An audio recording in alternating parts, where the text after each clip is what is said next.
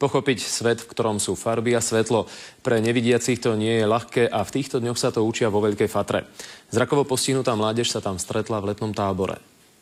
Unikátny tábor skupinka nadšencov z neziskovej organizácie pripravuje už 10 rokov. Aby tí ľudia, ktorí sem prídu, nielen strávili pekne svoj voľný čas v lete, ale aby sa aj niečo naučili. V tomto roku sa zamerali na svet ticha. Pre nevidiacich možno paradox, ale aj pre nich je veľmi dôležité ovládať neverbálnu komunikáciu. Keď ja vidím, že idem k tomu komunikačnému partnerovi veľmi blízko a on cúva alebo začína sa odkláňať, tak jednoducho nebudem sa približovať k nemu ďalej. Sú výborní diskutujúci, veľa diskutujú, veľmi veľa sa pýtajú, sú zvedaví a vedia aj veľmi dobre počúvať a sú hlavne aktívni pri tých aktivitách, čo sa týka tej neverbálnej komunikácie. Mladí ľudia so zrakovým handicapom sa učili pochopiť svet vidiacich aj cez farby. Najlepšie to išlo cez tému oblečenie. Ja som donedávna napríklad vôbec sa nesnažil nejako riešiť, že čo mám na sebe a teraz už budem to môcť viac koordinovať a zladiť povedzme aj oblečenie a tak podobne. K čiernej si dám biele tričko s modrými pasikmi.